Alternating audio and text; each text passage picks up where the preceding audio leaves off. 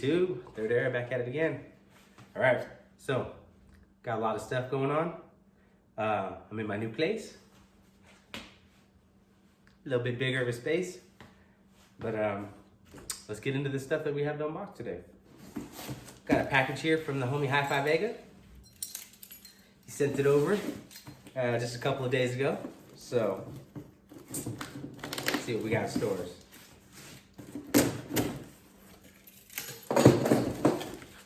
Oh yeah, just in case you don't know, Raider Nation. All right. So what do we have here? Oh no. Little koozie.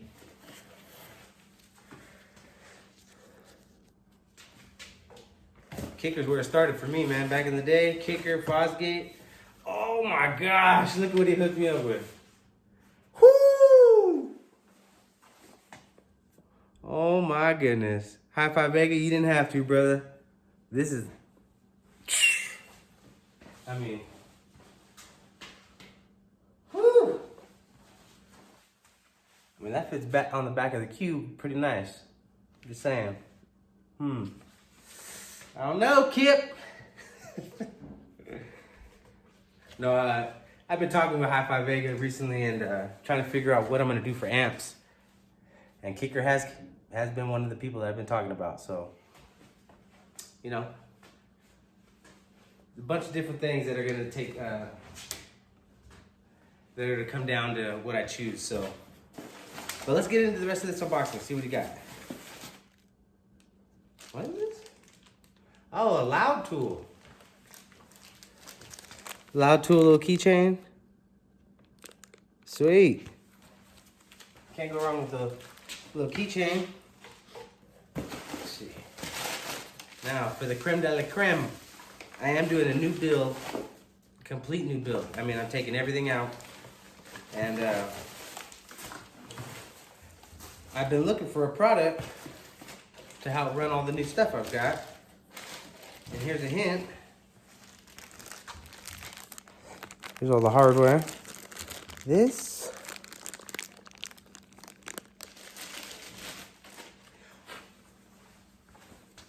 we got the Dayton Audio, baby. DSP 408. There you are. These are all your inputs here. Like Big D likes to call them, Tiffany style. RCA's there. Remote, PC control.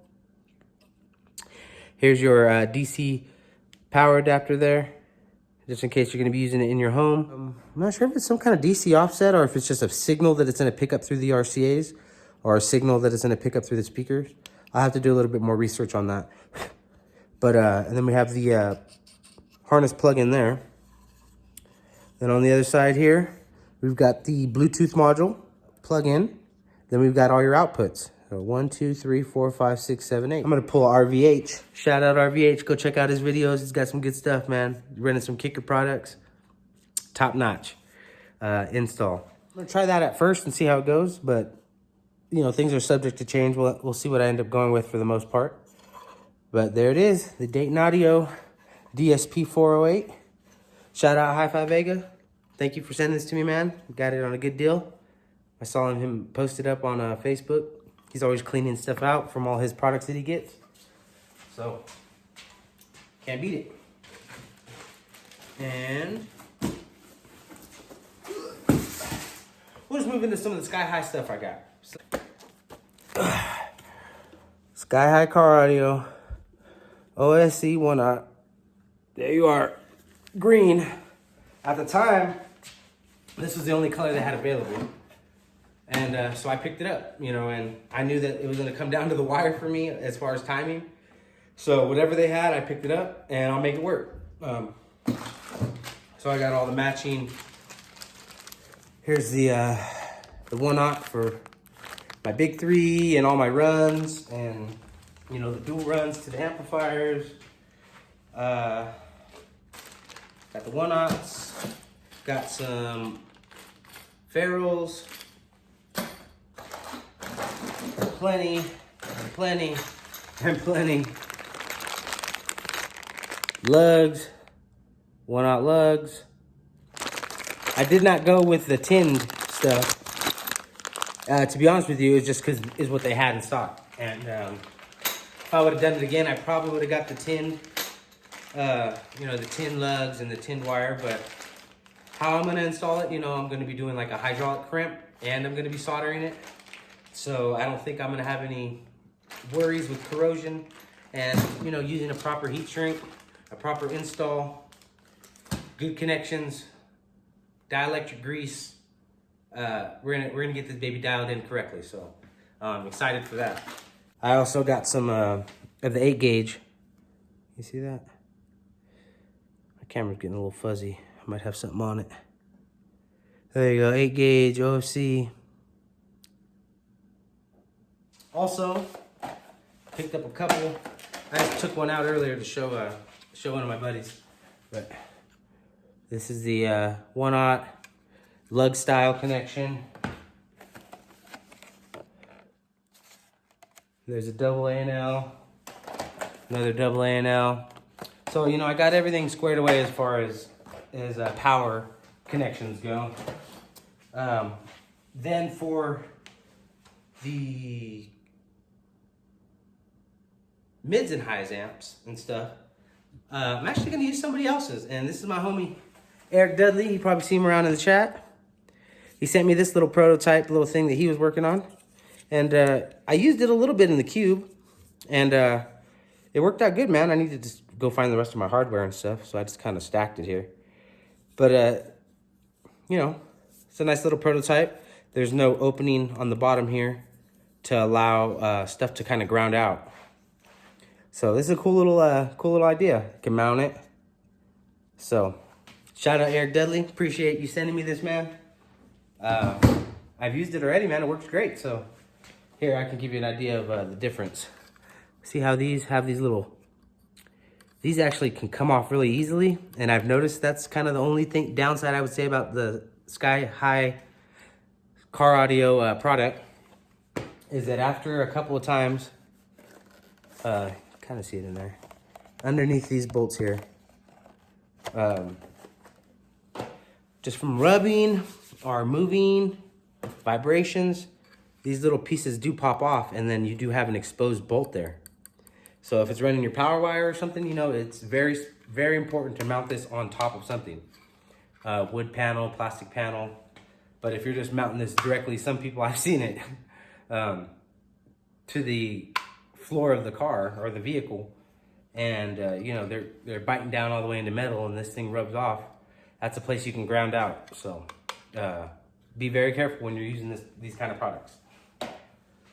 Okay, that's some of the Sky High car audio stuff. Let me move it out of the way. Okay, then we'll move on to some of the stuff I picked up recently on Amazon. And I ordered a lot of stuff, but I'll try to keep you on the tripod here. And excuse the mess, still getting everything situated here at the new place. But look, see, you got some, this is kind of my fab, Bondo, and fiberglass things there. Ordered some stuff in this pouch here. I've got some tin snips and tubing. This one's kind of got some more knick-knack stuff. It's grommets, goofy little soldering iron to mess around with on my bench, and washers, copper washers, stainless stuff, more connectors, some solder in there. And then you can see I kind of have all kind of just random stuff going around here. Got the old subs. This is the amplifier I ran last year in the old school SPL challenge. See the P404? I was just going over it and making sure everything was looking good. It's an older amp. So check out some of them guts. Made in the USA, baby. Anyways, here's some, I got these from Hi-Fi Vega a while ago too. Don't mind the high density foam and stuff on there, but this is the Helix. Blue 52 MK2s. Got the tweeters for these two over here in another position. What is that? Oh, I was just sketching some stuff up. Trying to get an idea of what kind of enclosure I'm going to be using. I'm old school, yeah. I use graph paper still, and you know, But anyways, just thought I'd give you a little rundown of what I got going on here at the house. Man, everything's just kind of thrown recently, guys. Sorry. You know, it's oh yeah, you know what? I did get a couple extra. I have one under the hood, and I have one right there. Another Group 34 yellow top Optima. I love their warranty. Something that you really can't complain about. You know, it's kind of over the counter, 3-year prorate, non-prorated. So, you know, I beat them up, and I've never had any problems with them taking the battery back and giving me a new one. So. But let's get into the rest of the unboxing here. This is 50 mil kill mat, 50 square foot box. I'm actually gonna start getting going on all these kill mat ones here today. Let's see, that's just half of it in there. Comes with 47 sheets, and these are pretty good sized sheets, man. You know, when you think about it. For 50 bucks, 59 bucks, whatever it was, I think I'll get a good amount of use out of it. Now, something that a lot of people look for the answer for, and you really can't find it and get a concrete answer. I can smell this product right now. Okay? Now, to me, it is reminiscent of a little asphalt, but kind of tickle my nose there. But it also can it's kind of hard to put a finger on exactly what the smell is. Now, it could be a rubberized smell. I don't know if you've ever had there's a piece of rubber that was, you know, fresh rubber that you bought. Sometimes I can smell it on the gasketing from subwoofers. You take off that gasket and you smell it, and it almost has a little bit of an asphalt smell to it. But this specifically, to me, I could see if somebody says it smells like some fresh asphalt that got poured outside. And I could see somebody saying it smells like just fresh rubber. So I do smell a smell though, is the main thing I want to get at. Now, from what I've heard from people, like after you install it, it's not something that lingers in the car for a long period. So it could just be a fresh rubber smell and maybe a little bit of asphalt's in there, who knows? But I'm willing to take a chance on it, and I've used some stuff before that has had a huge asphalt smell, and I mean, it is nothing like that. I bought some of that stuff for my son's Power Wheels, and I was gonna try to use some, and I could smell it, and it got to the point where I put in like 2 sheets and I took it out, just because it was that bad. This is nowhere near that smell. This is nowhere near a humongous asphalt smell. This is very subtle, very light. Almost got to be nitpicky to smell it. But I just wanted to be honest and say that I do smell a little bit. So, anyways, it's a great product. I've heard a lot of good things about it, so I'm excited to use it. And then last but not least, let's get into a company that I've just come to learn about here in the last couple years. And when I went to the OSS meet in Texas, and I heard Rob's subs, I heard the homie Rick Quattlebaum subs. I went specifically over to Lucas, started talking to Lucas and Will, and I got a demo of the big Savard excursion. Let me tell you that they sound amazing. Rich, deep sound, accurate, and from a company that comes from an old school mentality. Well, like they say, we'll see right here what they say on their packaging. So I did get a little excited and kind of punched to this one to make sure I got 2 in here because I ordered 4. So I was like, is that just one big one or? But anyways, you'll see what I mean. All right. This was the statement I was getting ready to say. Old school mentality, new school technology. So they check it for, you know, cosmetics, moving parts, adhesives, a power test, a TS parameter check. They sign off on it. And then on the back, you kind of have a little brief enclosure slash, you know, things that they like, things that they don't like, things that the enclosure will do for you, things that they won't do for you. So you can look up this on their website as well. If not, take a screenshot of it. In each package, you get that. Oh yeah! Another sticker. And then for this specific mid, you don't see this very often. Okay? For each one of my mids, I got its own printout. Okay? So, you got your TS parameters here. Okay? You got your graph there. Signed by Lucas. The model number, the product number that it was. He tested it specifically. What else can I ask for? You know what I mean? In a product. So, let's get right into this bad boy. There you are. This is the Savard Speaker Systems Professional Series Pro 6.5 sturdy connections. This is sturdy, man. It's got woven tensile leads in there on their mid. Okay.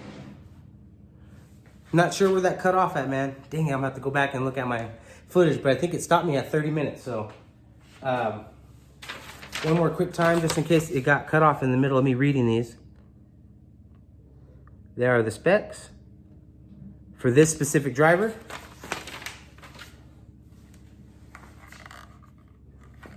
.5, 4 ohms, woven tensile leads, nice grade magnet, Y30. Get a spec card, personally tested. Get a sticker.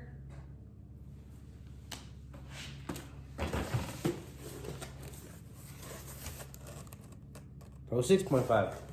Now, come with 2 in each pack. I have 4. I'm not gonna open the other 2. Hasn't been opened yet. But let's get into these tweeters before I run out of memory. Here we go. Whoo, baby.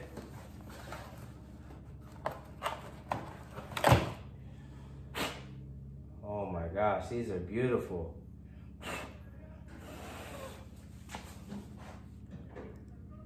I already got some of the foam dust on there. It'll come off though. Here we go. 2.75, I believe. Check out SavardSpeakerSystems.com. They show a similar graph on there, similar to the paper I have here. See, I got 4 of the 6.5 mids. Got 2 of the, I believe they're 2.75. They might be 3.75. Don't quote me on it, but the subwoofer that I'm gonna be getting in the next couple days here, also a Savard Speaker Systems product.